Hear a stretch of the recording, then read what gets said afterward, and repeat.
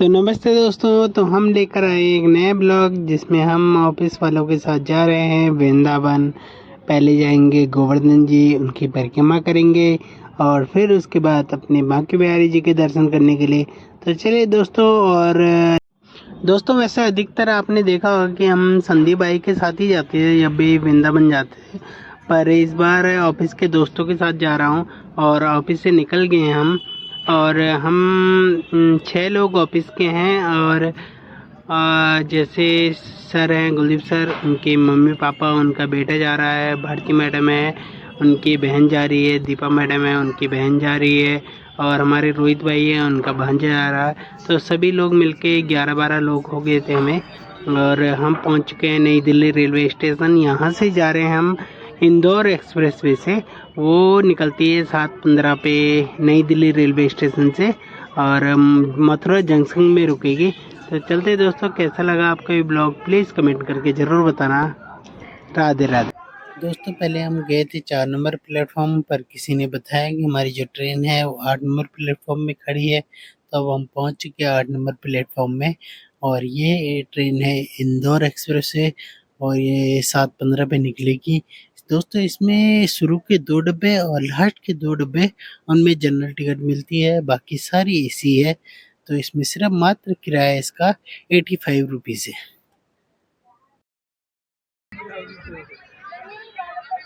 2 घंटे लेगी। अगर टाइम से चली तो 2 घंटे लेगी मोटा मोटा। हाँ हाँ, मैं वो तो सारे हाँ रात को अपनी परिक्रमा करेंगे। हाँ तो वहाँ जब जब नहाएंगे धोएंगे अपना वहाँ तब करेंगे। जी 12 दिन है।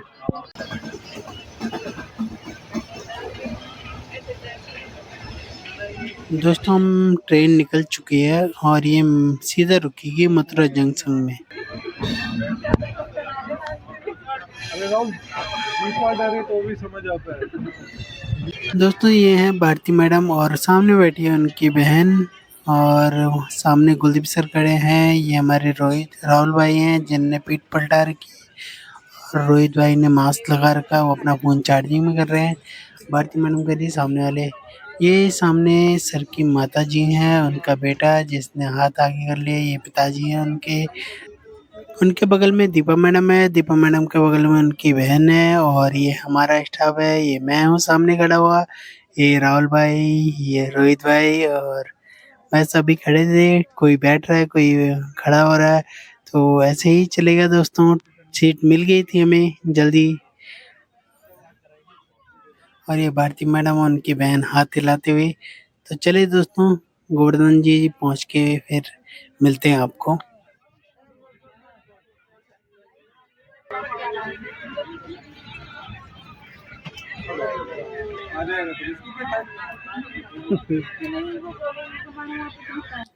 दोस्तों कुलदीप सर के मम्मी पापा आए थे घर से, बहादुरगढ़ से।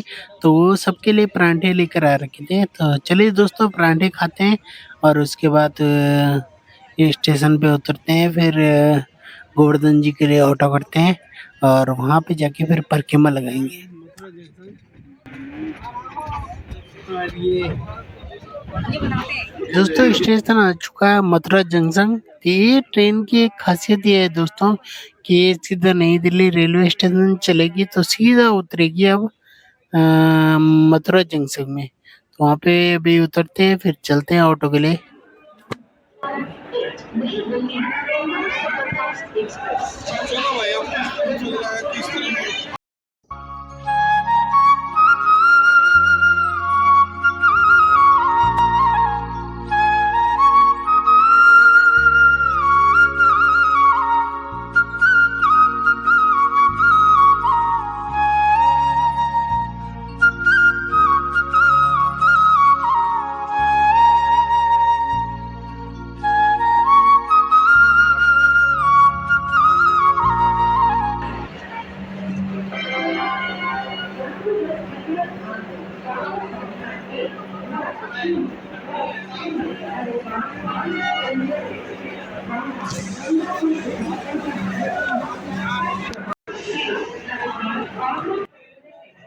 दोस्तों ट्रेन निकल चुकी है अपने स्थान के लिए और हम भी प्लेटफॉर्म से बाहर निकल रहे हैं और बाहर से करेंगे दोस्तों ऑटो और सीधा जाएंगे हम गोवर्धन जी, जहाँ से परिक्रमा शुरू करनी है।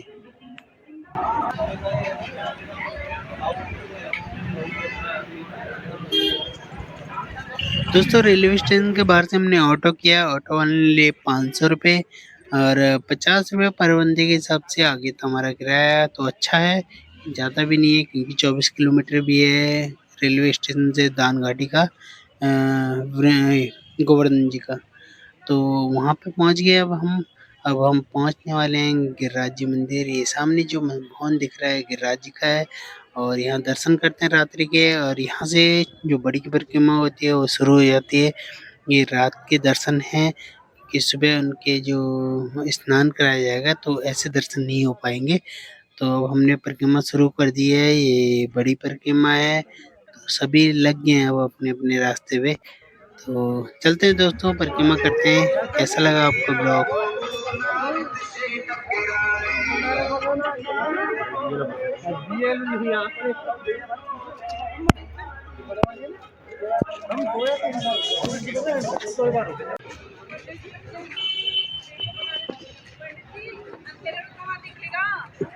दोस्तों तो अभी सभी साथ में चल रहे हैं और आगे आगे चल के जैसे रोहित भाई अपने भांजे के साथ बहुत तेज तेज चल रहे थे, फिर भारती मैडम अपनी बहन के साथ चल रही थी और दीपा मैडम अपनी बहन के साथ चल रही थी और गुलदीप सर अपनी माता जी के साथ और उनके पिताजी और उनका बेटा साथ में चल रहे थे। बस राहुल भाई छूट गए थे अकेले और मैं इस तरफ था तो मैं अकेले था।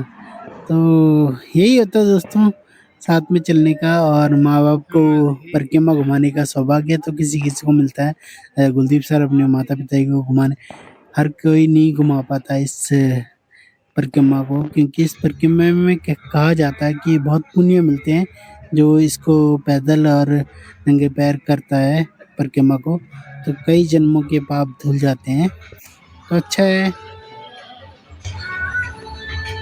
दोस्तों गोवर्धन जी की परिक्रमा नंगे पैर दक्षिणावर्त दाईं ओर करनी चाहिए, मन में श्री कृष्ण का स्मरण करते हुए और राधे राधे का जाप करते हुए। यह परिक्रमा लगभग 21 किलोमीटर करने से सभी कष्ट दूर होते हैं, पापों का नाश होता है, सुख समृद्धि आती है और यह सभी तीर्थ स्थानों के दर्शन के बराबर माना जाता है, जिससे भगवान गिरिराज की कृपा प्राप्त होती है। आरंभ और अंत परिक्रमा शुरू करने से पहले मानसी गंगा में स्नान करना शुभ है। इसे वहीं समाप्त करें जहां से शुरू किया था, अन्यथा यह अधूरी मानी जाएगी। नंगे पैर चप्पल जूते उतारकर नंगे पैर परिक्रमा करें, यह परंपरा का हिस्सा है और पुण्यदायी माना जाता है। दिशा गोवर्धन पर्वत को हमेशा अपने दाहिनी ओर रखकर दक्षिणावर्त घड़ी की सुई की दिशा में परिक्रमा करें।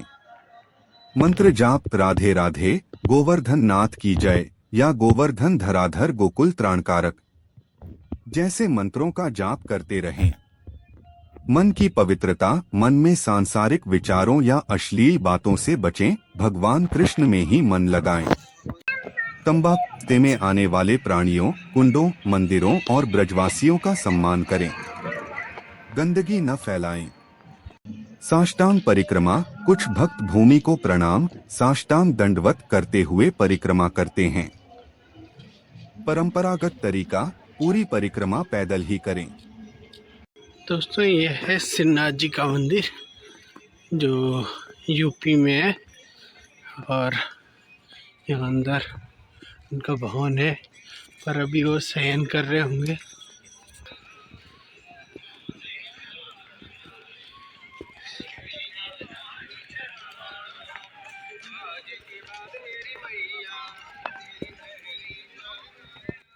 यदि असमर्थ हो तो ई रिक्शा का उपयोग कर सकते हैं, लेकिन पैदल चलना अधिक फलदायी है। गोवर्धन परिक्रमा का पुण्य, पाप मुक्ति, सभी पापों का नाश होता है और कष्ट दूर होते हैं। सुख समृद्धि, घर में सुख शांति और खुशहाली आती है।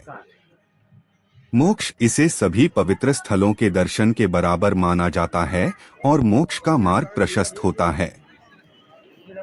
देखिए दोस्तों, ये अंदर चले गया मुखार बिंदु के लिए रास्ता। और अगर आपको परिक्रमा में अंदर नहीं जाना तो आप यहाँ से बाहरी बार जा सकते हैं, पर बिना मुखार बिंदु के दर्शन किए बगैर अच्छा नहीं होता। और कुलदीप सर, उनकी माताजी, पिताजी और उनका बेटा वो भी पहुंच चुके हैं, और भी जो कलीग हैं वो पीछे आ रहे हैं, सब साथ साथ आ रहे थे। तो चलिए दोस्तों, मुखार बिंदु के दर्शन करते हैं। जो गोवर्धन जी थे वो 3 जगह दर्शन देते हैं, मुखार बिंदु में, गिरिराज जी में और मानसी गंगा में। इन तीनों जगह गोवर्धन जी के दर्शन होते हैं। तो ये हमारे गोवर्धन मुखार बिंदु में गोवर्धन जी हैं, और इनके दर्शन करते हैं। और भी सभी दोस्त पीछे से आ गए हैं।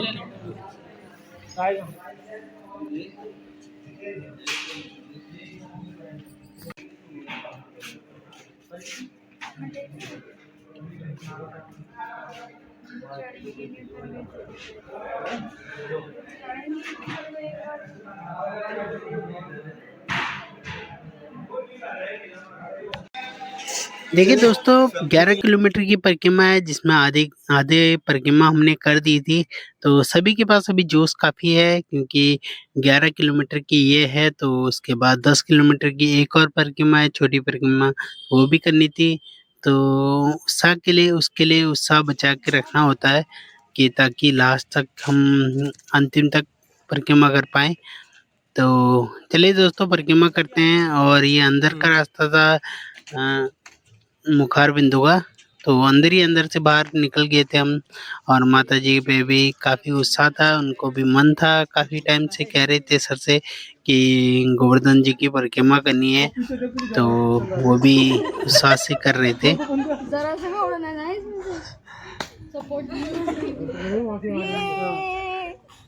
बाबू देखो बना तो सारी इधर भी बना। दोस्तों, जो अभी भारती मैडम ने बोला है बाबू, तो ये बाबू कोई और नहीं, उनकी बहन है। वो अपनी बहन को प्यार से बाबू करके बुलाती हैं।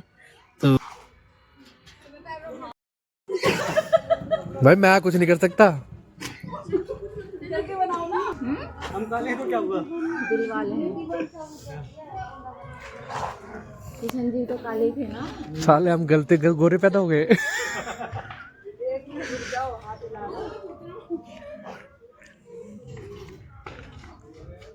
अरे अंग्रेज चले गए और गोरे यहाँ छोड़ गए। बस बस तुझा रोक लिया। धीरे धीरे रो। आराम मिल रहा है। वैसे दोस्तों, सभी का पहली बार था परिक्रमा का प्रयास, तो अच्छे से कर लिया उनने पहली परिक्रमा। तो उसका जोश भी काफ़ी था। तो मैं आगे निकल रहा था, मुझे लगा कि जो दूसरी परिक्रमा है वो भी कर लेंगे पैदल, पर थोड़ा दिक्कत हो गई और नहीं हो पाई उनसे।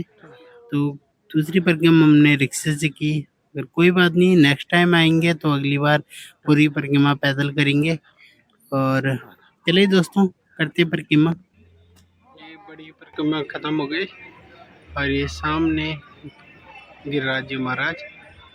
और दोस्तों, यहाँ सामने से छोटी परिक्रमा शुरू हो जाएगी। तो देखते हैं कौन कौन करता है अभी। और ये सभी लोग आ चुके हैं छोटी परिक्रमा।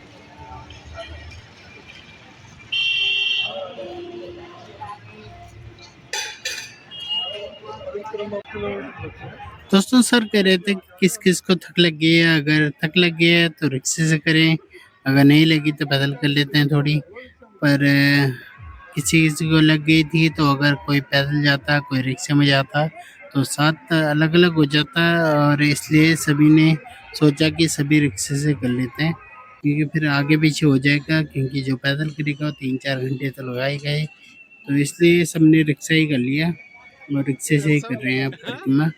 तो चलिए दोस्तों, नेक्स्ट टाइम जब भी आएंगे पैदल ही करेंगे। उस टाइम अभी पहली बार था, तो एक परिक्रमा तो भगवान की कृपा से पूरी हो गई हमारी।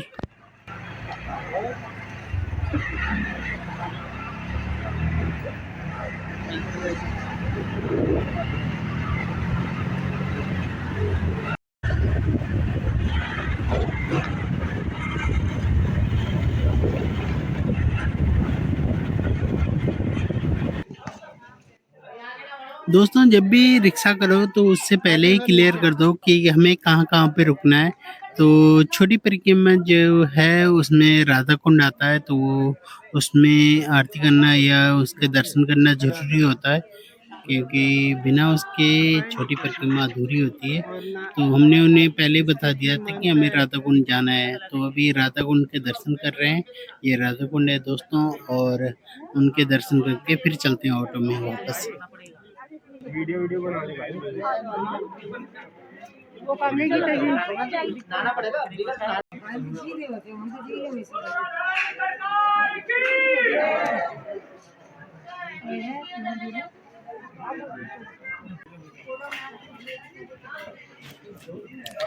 दोस्तों हमने राधा कुंड के दर्शन कर लिए हैं, अब चलते हैं वापस ऑटो में, और वो ऑटो का रास्ता फिर वो वापस का था, तो सभी लोग आ चुके हैं अपने ऑटो के लिए। भाई का हालत खराब हो गई है। कैसा लग रहा है भाई आपको 12 किलोमीटर चल के?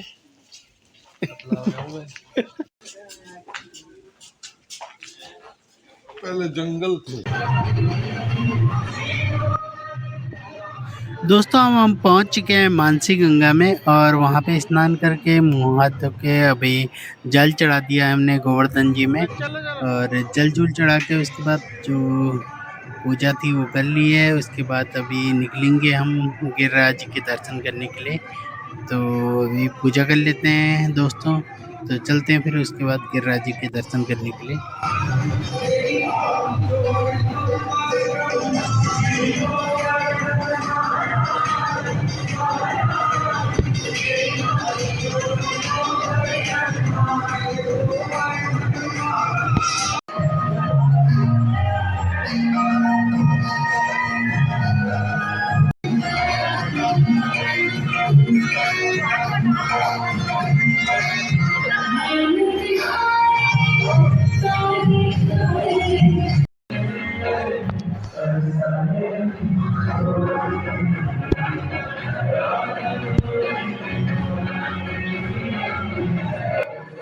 तो दोस्तों हम मानसी गंगा से बाहर निकल चुके हैं, और मानसी गंगा के दर्शन कर लिए थे। वहाँ पे भी हमने गोवर्धन जी के दर्शन कर लिए थे, जल अर्पण कर लिया था। अब बाहर निकलते हैं, गिरिराज जी के दर्शन करने के लिए चलते हैं दोस्तों उनके भवन में। अभी जूते लेने के लिए जा रहे हैं, वहाँ से जूते अब लेकर आते हैं और फिर निकलते हैं अभी गिरिराज जी के लिए।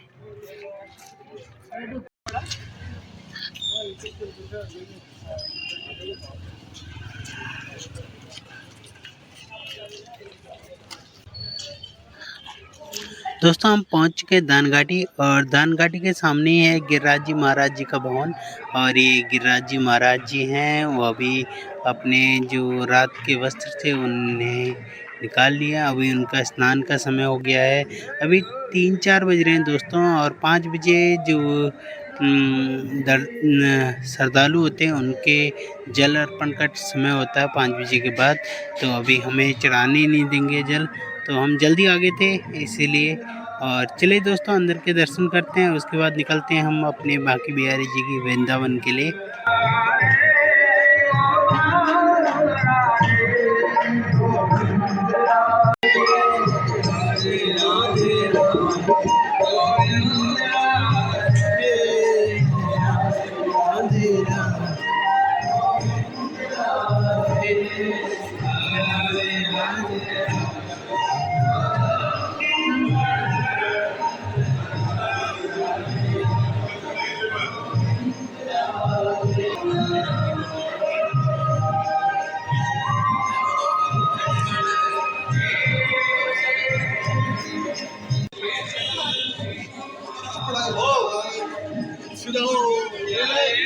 तो दोस्तों हो गए हमें गिरिराज जी के दर्शन, और अब निकलते हैं दोस्तों वृंदावन के लिए। ये दोस्त लोग हैं जो थक गए थे वो यहीं पे बैठे हुए हैं, और उसके बाद अब निकलते हैं वृंदावन के लिए।